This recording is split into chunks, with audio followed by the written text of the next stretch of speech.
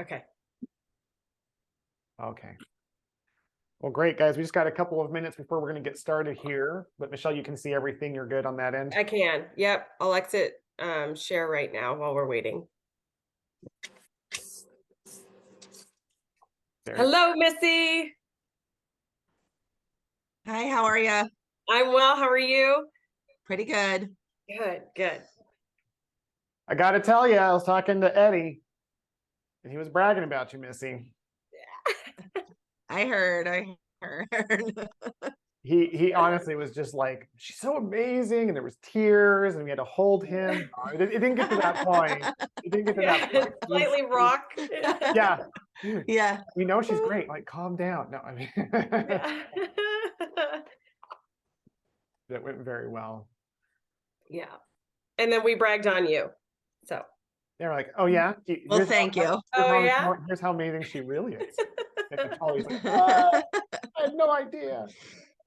Yeah, no, it's great to have you guys here. Thanks. For sure. And I know it's kind of a crazy time too. All the clinics are getting, I'm sure, a little bit busier, like preparing for Thanksgiving. People are taking time off. There's a lot of like back and forth on that. So we really appreciate you guys being here before we get started, which we're going to do here any second. Once we hit that 9 a.m. Pacific time, we are hitting it. All right. Hi, Lori. Hey, Lori. Hello. Hello. All right. Well, guys, we're excited for this one. It's going to be a big one today. We're going to be continuing our discussion from last week, as you guys know. So it is officially 9 a.m. Pacific time. It's party time in the HBA Leadership Academy. So we're excited to have you guys here. Thank you so much for making time out of your busy day to be here. We honor this time.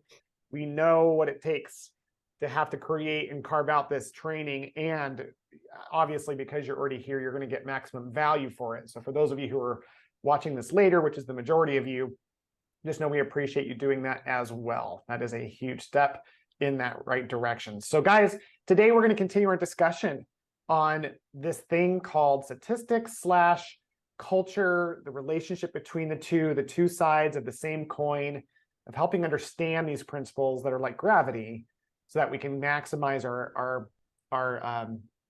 output, right? Not just our output, but our performance. That's the word I'm looking for. So we have a better experience with our patients, but then we're also, for the company, growing it in a way to where everyone thrives over time. So today it's my honor to pass it to Michelle, who, as a reminder, she was, essential in the journey that I went in my world to communicate it, the stats and the culture. And it's interesting to find someone who's organically that balanced at both. She has a natural ability to be super passionate and like connecting. Every team member loved working with Michelle, and they knew that like it was their job to report statistics up to her. And like it was about, and it wasn't like fear, but there was respect for sure. And the only way we can generate that respect as leaders is if we're so focused on performance, and we're doing it by measuring performance and culture. That's how people love company. They love that sense of belonging and that challenge. So without further ado, I'm going to pass it over to Michelle, who's going to continue our training. Michelle. Awesome. Thank you so much, Will. Always, I love being here with you guys. This is probably one of my greatest joys, is just being able to share space with other thought leaders and leaders in the industry. And Will's exactly right. I have a passion for statistics, and it's mainly because it creates a way that we're a part of something bigger than ourselves.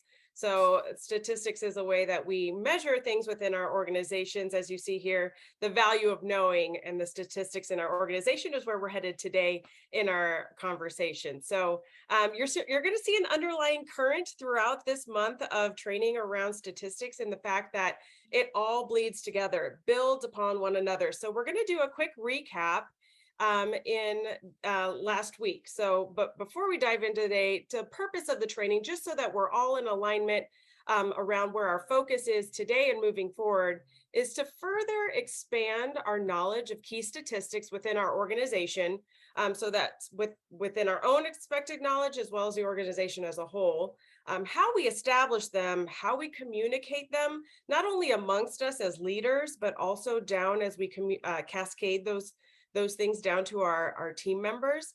And how do we do that effectively? And then ultimately, how do we leverage them for our company unity and organizational growth? So that speaks to what Will was talking about around the culture aspect of it. It's really oftentimes strange for people to think about statistics as something that builds culture, but if it's done in the right way, it really can be a powerful tool for us. So like we mentioned, this is building off of last week. So if you have not yet seen the training from last week, I highly encourage you to go back to Thinkific, because this is where it all begins. The anatomy of the business. This is where we start to develop a means of communicating that's not just stat driven. It's really infusing what we are, who we are, why we do what we do, into the conversation of statistics. So it feels less like a stat push and more of a development of who we are and why we exist. So just as a means of overview, a quick overview, we went over the component parts of the anatomy of a business, and there was a beautiful correlation to how that relates to the physical anatomy of us. So the purpose, this is our why, the why we're doing things. The value, and jump in here, Will, if you have anything to add. Sure. Our values, this is how we do this. How do we represent ourselves to the greater community? So we know the heartbeat of why we exist. How are we demonstrating that to our people, to our teams, to our community, to our people at home? Our vision, this is our sight line. This is where we're going. This is where we have to have that target out there for us on where we want to be, who we want to be, and how we get there. So this is where we're looking to go. The leadership, these are you. These are our who's. These are our people. These are the people that we work with on a day-to-day basis. And it's not necessarily just limited to the executive team or people that hold a managerial position within our organization. We're here to empower every single team member along the way to be individual leaders in their area of work. But that is our who. Communication, the when. This is our seamless communication across our organization, making sure that, if there's something to be shared, we're doing so, and we're doing that in a powerful way, which we'll get into a little bit more today. And then billing and collecting, that is our fuel. So that is what gives us the opportunity to continue doing what we do. So there's an important aspect to all of our industry standards in terms of billing and collecting and what that means for our longevity in the industry. So, okay. Oh, we're going to go again. I guess I double animated that. Okay. So this is again a continuation of last week, but it is something that is important to continue in the conversation as we continue along the statistics conversation. The 4 things each position needs. So this is a post. A post is a position on the organizing board with exact duties and responsibilities to which someone is assigned. So to put this in other terms, this is just your job. This is the PT, the PCC, the front office, the CEO, the tech. That is a position on the organization board. The next one we have is purpose. This is why we do what we do. This is the goal of our organization. This is why we exist as an industry, as an organization as a whole. This is the thing that one sets before oneself to get done or attain, the object at which what we have in view. So this is why what we're working towards and the direction that we're going. Hey, Michelle, Okay. if I can jump in real Yeah. fast. Who Please. here, do you guys know, I just want to make sure we're all tracking on the same page here. So can someone tell me what an organizing board is? Oh, yeah. Who knows what an organizing board is?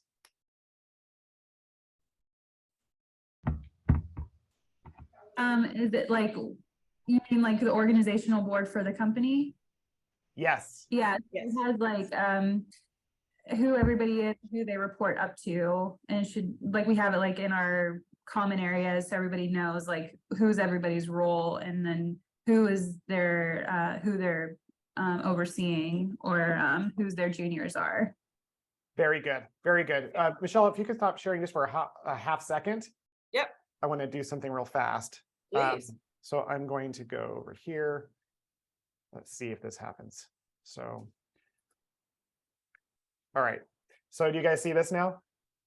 This is a cool little feature I wanted to practice as well. So like what you're Ooh. talking about is that like you have your Yes. CEO, and then it comes down here, right? And you have different positions. You have like a physical therapist, right? So that's an organizing board. And what she's talking about when she talks about a post is just one position on that board so that you know what it is. So like every position and every job in a company needs to know where it is on the organizing board, because it tells us who we're reporting to, who reports to us, the chain of communication. When people leave a company, guess what the thing they complain about the most is? Poor communication, right? Like communication's a challenge. So structurally, we have to create this first. And when I start a new company, the very first thing that we do after creating a purpose, vision, and values is we create the organizing board, because every company needs to have one visual of like what's going on. And so posting this type of board in a lunchroom is massive as it pertains to just clarifying who am I, why am I here? And then the purpose, vision, values are what define the clarity for that. Excuse me, not purpose, vision, values, the purpose, the product that she's about to go into will further define it. And then the metrics come in as a measurement to help them succeed. So anyway, just wanted to make sure we were clear on that point, because some people call it an org board, organizing board, org chart. It's all the same thing. It's a visual representation of the company and who reports to who. We may not think they're important, but they are vital, absolutely vital in helping an organization run. Yeah, absolutely. Again, yeah, it minimizes a significant amount of confusion within your organization. It's like, who do I go to for this? Who do I speak to about this? Like, who's in charge of what? And how does that relate to me? So this is really, really vital. So, okay, perfect. All right, so moving on, within the organizing board, there's also what we would define as products. So you have your post, your position title, your purpose, why you exist within the organization and where you're positioned with on that org board.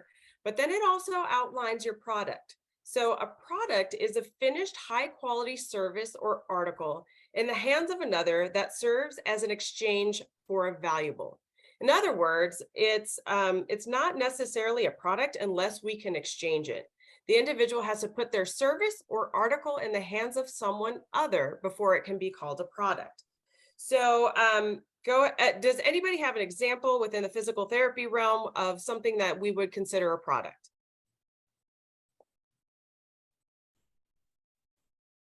Yeah, Michelle, I'd say a patient that is met their goals and everybody's happy and they're going to give me a good review.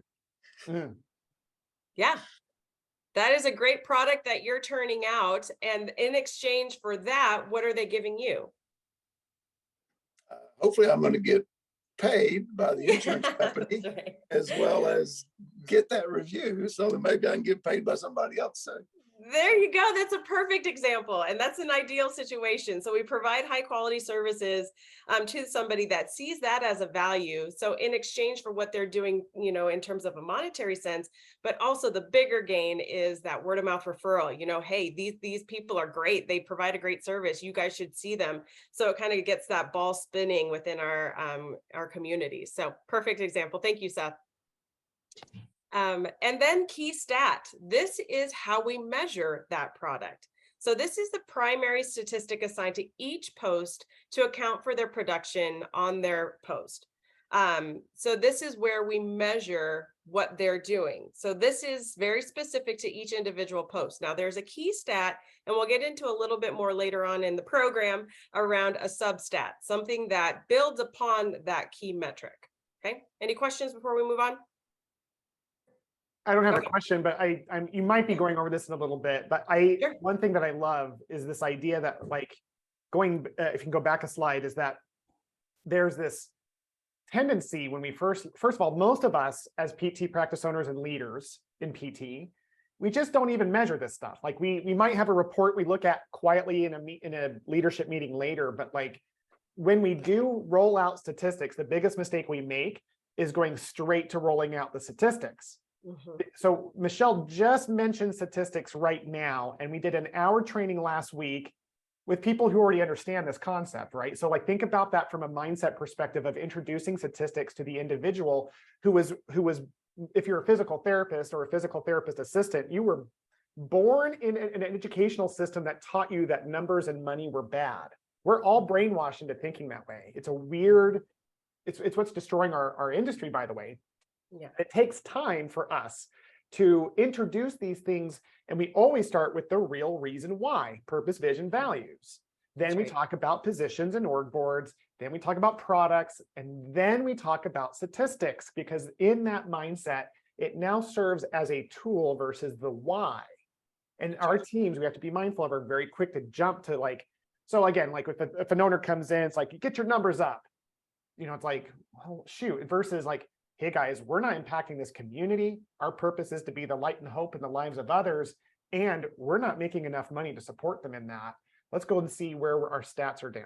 Very different discussion, a lot easier, by the way, than having to bring it to someone. So anyway, just wanted to throw that out. No, no, it's a very, very good point to make, because oftentimes when I was really young in my leadership journey, this was something that I had to learn the hard way. So I would see statistics, I would talk to Will, I would talk to other leaders, and I would get behind it. I had seen it, I'd heard it, I digested it, and then I pushed it to my team, and then immediately wanted them to be on board. Like, why don't you catch it? Why don't you understand?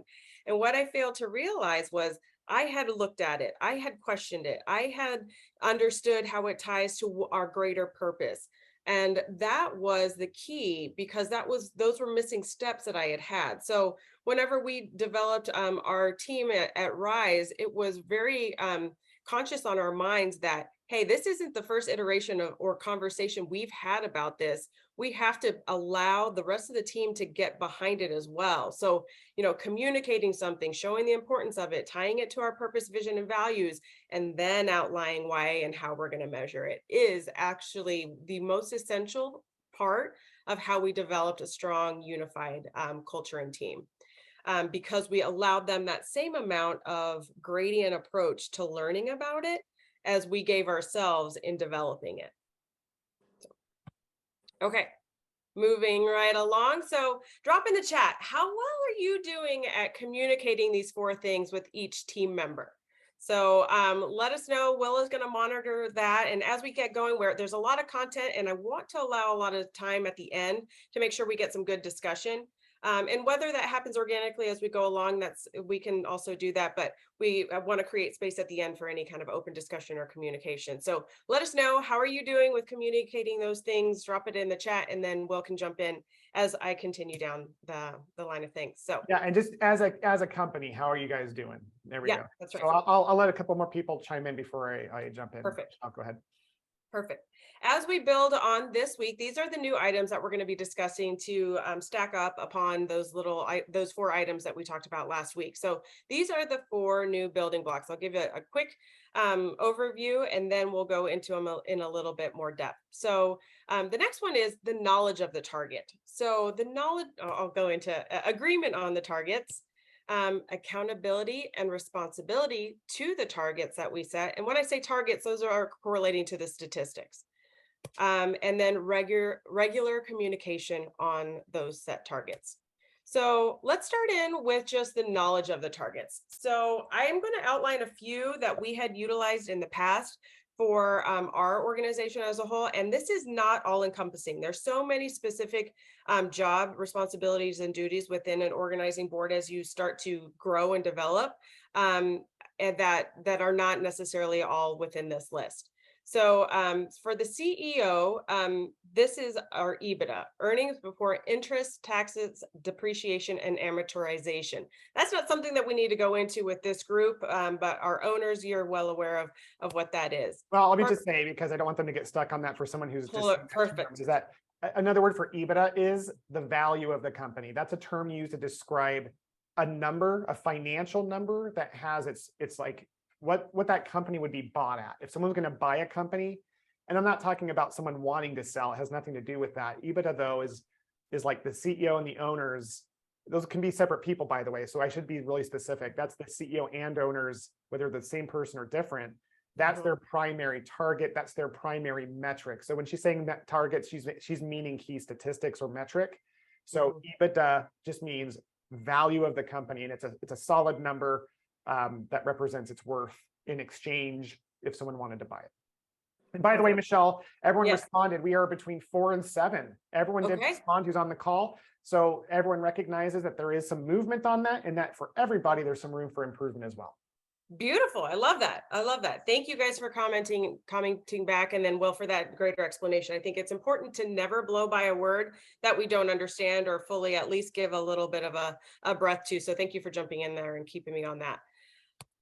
For PTs and PTAs, it's total visits. So I glazed over the clinical director. So if you're a clinical director, not only are you responsible for your own statistics and total visits, but the overall is looking at the clinical total visits. So you're looking at the group as a whole, your overall statistic for the group. PTs, PTAs, you're looking at your individual total visits and your contribution that way.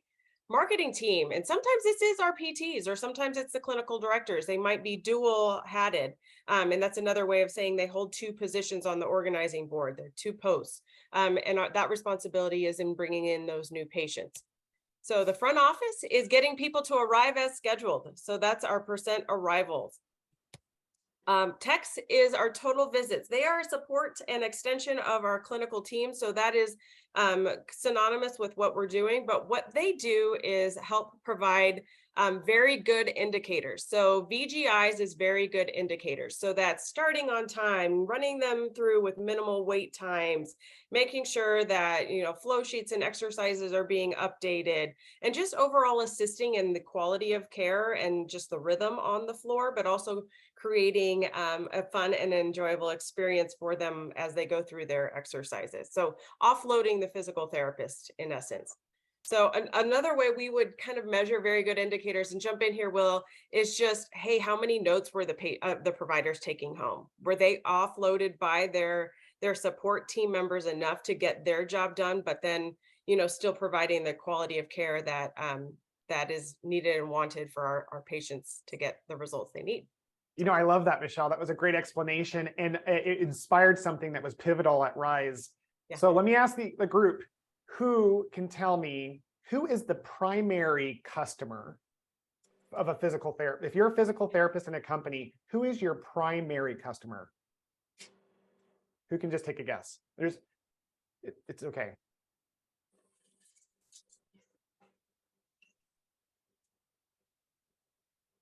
Everyone's scared, but I'm waiting for an answer. We will sit on this call all day. Is it your primary customer, your patients?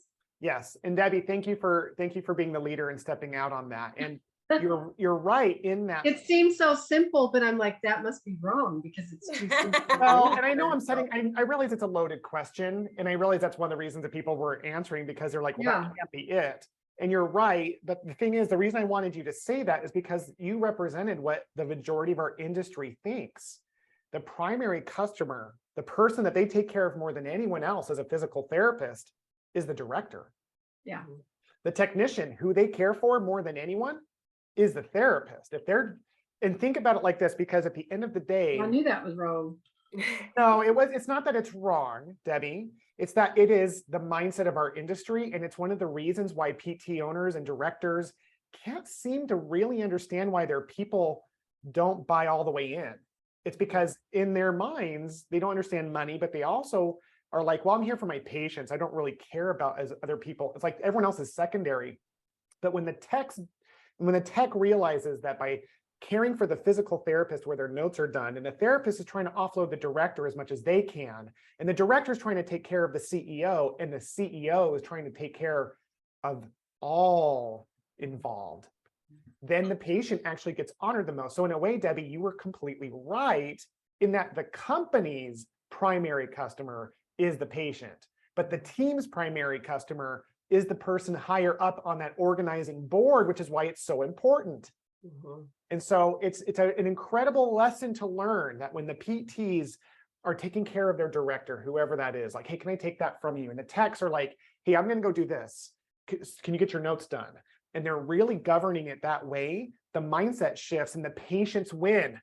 That's the craziest thing, is that you would think, well, the patient's secondary. No, no, no. When you take care of the team that takes care of the patients get better care because the therapists aren't burned out. The director isn't like the director isn't like stuck between the owner and the therapist. Does anyone ever feel that way? There's the therapists, and then there's the owners, and there's this director in the middle that's getting accordioned. So when you're teaching your team these things, it's an incredible useful tool in that regard. Oh, I love that you brought that. It is one of the main things that we would focus on during our team meetings, even is just reminding ourselves of who our customer was. And so I love that. Thank you, Will. And biller, gross income is their primary key statistic. Director of finance is our net income. So you guys know the difference between that, yes? We want to. Gross income is everything that comes into the company, and then our net income is everything that remains after all of our expenses, payroll, and all of that is taken care of. So before I move off of this slide, I want to let you know that these are outlined here, and we also do have a greater document that we can share with our group around what some of the substats are. And when I say substats, is that whenever we're looking at total visits, we are looking at a number of different things that are necessary and required in order for us to hit that high total number of visits. So I have a little bit of an example for you, and I use the PT as an example. So with total visits as their key statistic, their main target, so that's production, right? So how much are they producing in terms of total visits? And that also equates to a dollar amount. That we can get into a little bit later, but that's very, very specific to each individual, company. Some of the sub products that we would look at if our total visits are down would be the following. So visits per hour, how productive are they on the floor whenever they're set on the schedule? Are they seeing 1 visit per hour? Are they seeing 0.75? Are they seeing 1.75 visits per hour? So, another one is new patients. How many new patients are they bringing into the practice? How many are on their schedule? How many of their patients that they have within their schedule are arriving to their scheduled appointments? What does their billing breakdown look like? So SUV is skilled units per visit. So that is going to be your core 4, your billable units, your manual, TheraX, therapeutic activity, neuromuscular reeducation. So it's taking out any of those modalities that are not necessarily reimbursed at a high level. So what is their average skilled units per visit? What are they scheduling out? Are they scheduling out their plan of care? Are they seeing new patients and then not necessarily holding them to scheduling out their plan of care so that they have a higher tendency to arrive to those appointments? How well are they doing in their internal marketing efforts? Are they asking other people, who do you know? Who else would benefit from therapy like you have? And seeing who they can bring and drive into the practice. Visits to discharge, how are they graduating early? Are they holding on to patients for far too long? That is something that is really important to look at, because sometimes whenever we have a high drive in new patients, I would say, why are we changing in terms of total visits? I would go to this and say, okay, well, my team is feeling as if they're being burdened with a lot of new patients, potentially, right? Potentially not. And they might be graduating early. Are they taking our patients across the finish line? Are they really getting that high quality end of care delivered to our patients so that they say, hey, yes, I hit every goal, versus, I went to therapy, but I still have a little pain. Or I went to therapy and they were overall good, but I still have trouble with stairs. We really have to make sure that we're getting them across the finish line. That's what that substat's all about. Visits per case. Are we seeing on average 7? Are we seeing on average 16, right? So what is the average for your clinic and for your individual providers? Maybe somebody's seeing 25 and somebody else is seeing 7 and the average is in the middle. So it gives you an opportunity to go to those individual team members and see where there might be a coaching point, where there might be an opportunity for improvement, or maybe they're knocking it out of the park and maybe you can leverage them to train others within your team to hit that stat the way that they're hitting it. And new patients to discharge ratio, that speaks to kind of the discharge. How many new patients are coming into how many are we graduating with actually a full completed plan of care? So these actually take some work. So this is something that your leadership team, your owners, your executive team will have to do a little bit of work on in terms of developing what those metrics are, what those targets are for your individual clinic. And why I say it takes some work is because we're all very, very different. You know, we all practice in different states, maybe some of us in the same states, but we have different contracts. Like, what is your payer mix? What is the average reimbursement for each visit that comes in through the door? What are your current expenses? What is your rent? What is your overhead in terms of the equipment you might rent or own? Or maybe it's, you know, even your payroll costs. So these are all very, very different in terms of what the key stat target will be for each individual group or organization. So, okay. So next comes an agreement on targets. So what do I mean by agreements? Does anybody know? I don't know that we've talked about it too much, so I'll just go into it a little bit. You know, maybe on some private individual calls I've talked about it, but agreement is something that is more of like a contract between you and someone else in agreement to something. So it's a power that is created in a relationship by knowing what is expected and making an agreement upon that. So it is one of the greatest ways to honor your word and to keep your word is by having these things set. What I mean by that is saying, hey, you know, at Rise Rehab, we had 60 visits per week as our target for our providers. And that was sharing that information with those that we hired onto our team at the very, very start. So making sure that they knew what our expectations were based off of what our bottom line needed to be, and making sure that they knew and they could agree upon that. So knowing that we had that conversation, we shared what our expectations were, and they acknowledged that and made an agreement to that, created power, because now we were both accountable to that. We both knew what our expectations were, and we knew that we were going to hold each other to that.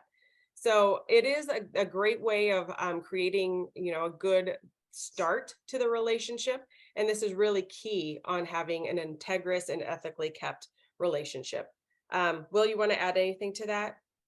Yeah, I think this is a great, just really quick. I would just say, you know, as far as agreements go, we're going to spend some time. Maybe that's one of our trainings where we can spend the entire time on just agreements, because that's a pivotal shift in our company. I will tell you that I had the fortune of being a part of a coaching group for a short period of time that cost way more money than I could afford. And I was allowed to be a part of it because I was the youth leader of this guy's son. And I was in this room with multimillionaires, some billionaires in this room. And all we talked about for hours and hours was agreements. So the short of it is this, is that we manage either through, we manage through expectation, or we lead through agreements. Expectation is like, I expect you to do things, you expect something from me as an owner, and sometimes it matches up and sometimes we all walk away frustrated. Agreements are black and white, verbally and written statements of what we expect in the agreement for a win-win. So when Stephen Covey talks about a win-win agreement, it's always in writing. And so she's talking about, you know, going from statistics, there's going to be these measurements, and that's part of the agreement that's missing in most of our employees. Right. Is that we want them to agree upon those metrics tied to a values, purpose, and vision in exchange for their win, which is compensation and so on. So when she talks about levels of exchange, she's referring to people in the company and the company itself. Remember, it's never personal. If you're an owner or if you're a leader in the company and they're upset at you, they're not upset at you. They are upset at the company agreement. And so to remove yourself emotionally helps a lot with these crucial conversations, because you are in a place where you're just a steward of the relationship, and your job as a leader is to make sure the company and the team member wins. And the second we put one of those out of balance, we're going to go into these levels of exchange, and you'll see where we're at. Yeah, absolutely. Thank you. So it's a beautiful segue into the different levels of exchange. So these are where different levels dependent on how we set up our agreements. So I'm going to backtrack just a little bit. So if you allow me to just kind of step back a little bit with you guys. In terms of the agreements, This is, again, building upon all of the different things that we have talked about before, because it's almost next to impossible to create an agreement if we don't even know what it is. Sometimes we go through life and we're just like, I'm just so excited to get a PT so I don't have to be the primary treater on the floor, right? But we haven't really, it's just like, go on, bless you, and go on and go ahead and get to work, right? But that is where we lose a lot of the power within that relationship, is that not at that point, that is a crucial handoff in making sure that they're successful within our organization. And that's where it comes into the levels of exchange based off of the agreements that we make. Right. So there are the ripoff, right? So I hire someone on to do a job and they are producing about 50% of the work that I have outlined at the start. That's a total ripoff, right? In exchange for their compensation, I'm getting about 50% of the production, right? So, and the other one is a partial exchange. So for me, 50% of the total production is a complete ripoff. Maybe that's just not even showing up to work. A partial exchange is they come in, we provide, let's just say I'll do another example for a patient, right? Hey, they come in, they pay their copay, we provide, services to them, and then, maybe do a little bit of, conversation, making sure that they're okay, but we don't really take time to measure their cane and make sure that it's the appropriate height or guide them through their exercises. Right. So we kind of give them some of what it is, but not all that they need. So that's a bit of a partial exchange. Another one is a fair exchange. So that patient comes in, we provide services as expected. We give them in exchange for their copay and reimbursement from their insurance. We are giving them, all of their exercises for skilled units, quality care in that regard. And that would be, hey, I got what I paid for. That's fair. An exchange in abundance would be a front office person saying, hey, welcome to therapy, Debbie. I'm so excited to see you. Taking the payment for their services, getting them back an enjoyable experience where they're known more so than just as their name. They know a little bit about that individual, what their joys target for graduation is. They're not just the knee at table 3. They are somebody within that organization. We give them the high quality care. We make sure that they're getting advanced on their programs. You see, that's that exchange in abundance. It can also be done in terms of what we get in and out of our team members as it pertains to their production of work. So take all those examples and see those people within your organization that are hitting the bare minimum. Maybe they come in, they punch the clock, and they do a fair good job. Maybe there's people that are just kind of cutting the mustard. They always hit their targets, but never exceeding them. And then those are people that go above and beyond, always in bonus range, getting ready to, ask you what you need from them to, be a better contributor to the organization. So those are the different levels of exchange. And there's very different conversations you will have with them based on how they're producing it in correlation to their agreement on their targets. Good. Okay, so this is where that we can sometimes get into trouble, is the accountability and responsibility. Very often, not very often, but I've seen it happen where, and I've been a part of it, where I get a little bit frustrated. I've set the target, I know what it is, but I don't have the hard conversations around holding the line, and sometimes get really upset whenever something I've put in kind of falls out. So this is where we want to talk about accountability and responsibility. So accountability is the quality or state of being accountable, an obligation or willingness to accept responsibility or to account for one's action. So this is someone who is answerable for these actions, somebody that is actually accountable and takes ownership over a specific statistic. So for example, as a front office team member, so a PCC, a front office receptionist, their key statistic is percent of arrival. So they are accountable for that. They are the ones that are in charge of owning that, making sure patients arrive as scheduled with payment in full. They own that. They take all of the ownership around that. But there comes in responsibility. The state or fact of having a duty to deal with something or having control over something or someone else.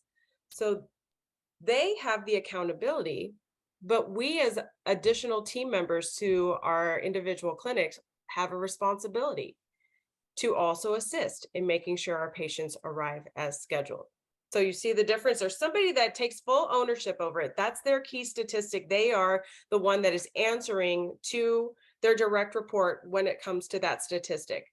But we also share the responsibility in making sure we're having appropriate lines of communication with our patients to make sure they have an expectation of when and how they should be arriving to their therapy sessions. We're teeing them up during the initial evaluation saying, hey, I need you here 3 times a week for you to get to that target goal that we have for you. And making sure that, every single team member is saying, hey, Margaret, when do I get to see you next? When do we get to see you next? So making sure that we're assisting our team members who are owning that and being successful. Make sense? Okay. Anything to add on that, Will? Yeah, this is great. I think Okay. you're going to do a diagram here in a second. Yes. So this is a beautiful depiction. We want to live in this center space. So that internal alignment of responsibility, expectations, and accountability. So we have the collective target, what we've outlined, the agreement that we have within our organization and to ourselves, right? Honoring our word, if not to ourselves, is the greatest, I guess, failure against ourselves if we're not even honoring our own word. Right. So our collective expectation is our agreement. Right. So expectations, how Will was talking about, hey, I can expect something of you, but if it's not really truly agreed upon, it's not as quality. So we really want to talk about expectations as agreements. It's been communicated, it's been said, it's been shared and agreed upon. So that is that. Our individual responsibility as well as our individual accountability. So we have that beautiful sweet spot in the middle where we're living all of it, right? So the overall for the company, we have our accountability within our own area of work, but our individual responsibility to making the organization move in the right direction, right? No single one person is more important on the organizing board, but we all have a shared responsibility and a unique accountability within our segments within that organizing board. Good? Okay. So regular communication on target. So I alluded to this a little bit. So what is your current, not this particular part, but I do want to know what your current method of stat reporting is. So if you want to drop that in the chat, it may be we're not doing it, or it's a self-report, or maybe it's clinical director delivers the report. Or maybe on a quarterly basis, our owners tell us a little bit about what's going on. So what is your current method of stat reporting? This is where I was talking about where it can be a little bit of a frustration point for leaders, is that if we're not regularly communicating around targets and making sure that we're holding that line of accountability and responsibility, we will find ourselves frustrated because something's fallen out or things aren't going as we initially intended or wanted them to be. So this is why we found that regular talkings about our statistics was really, really helpful. And always tying it back to our purpose, our why, our values, always at the heart set around why we do this is because we're influencing our people in our community, right? Everybody has a inherent worth and purpose, and we want to make sure that we're capturing that and not just diminishing it to a single statistic on a board. So we have lots of really good input on this. People are showing their different methods, and so we have everything from weekly team meetings where individuals are reporting up to the director and the director up to the executive council. We have some people who admittedly are hitting and missing during meetings, but usually delivered. It's usually top down delivered, which is the big thing to remember, guys, is that there's no judgment here. Right. You're all, the fact that you're in this call on a Tuesday morning or afternoon puts you at an elite group of leadership. So we're just talking about improving performance here. So thank you guys for being transparent around these things. We also have stats entered weekly into a stat software reporting in those weekly huddles. So there's a lot of reporting going on around statistics. So this group that's at least on the call is in a position where they're doing it. And so if you're listening to this call and you're just thinking, wow, this is not even being done, not to worry. It's just a huge opportunity to improve things. And guys, one of my favorite quotes of all time is this quote that says, when an activity gets measured, it improves. When an activity is measured and reported, the rate of improvement improves dramatically. Mhm. So there is a beautiful like step-by-step process, right, of like putting some reporting in and then having it report up through the organization. Yeah. Yeah. And there's a internal message being reported here that I'm seeing as well. So yeah, there's some top down, there's some bottom up, there's some, hit and miss, but gratefully everyone here is doing something with statistics. So this is a topic for the majority on the call live that are able to flow. Love it. Love it. Okay. So these are different ways that we measured them and utilize. So again, there's no right or wrong to this, and everybody has their own method of doing it. We found this to be very successful when we had our individual team members with individual stat sheets, and they would report that up.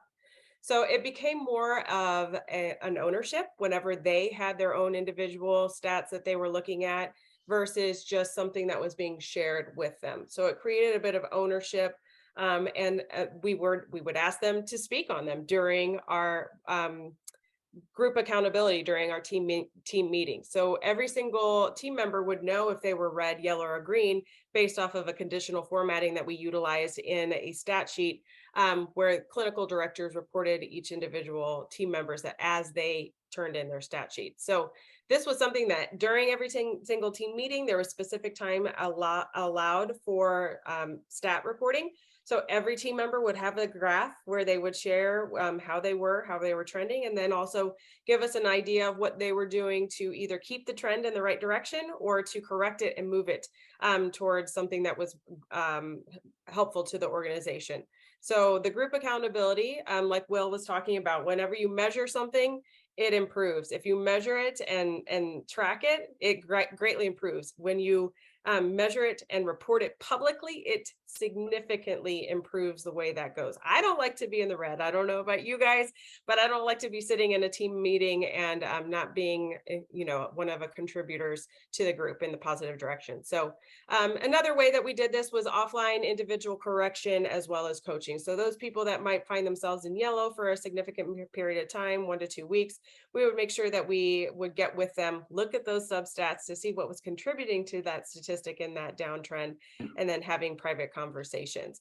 And eventually those conversations were had during those team meetings. People were offering up what they were doing, what they were not doing, what they need to put back in as a result of that. So Michelle, we only have 15. Oh, good. I was going to say we have 15 minutes we left. are It feels like we're on. there. Thank you. Yep. So that is all that I have to go over in terms of the overview of these. Now, there's a lot that goes behind each one of these. So please reach out to me privately or individually if you want to go into greater depth around that. These are things that will likely go into greater discussion as we continue our trainings, but want to open it up to you guys for questions and discussion. So I'll stop sharing and so I can see all your faces.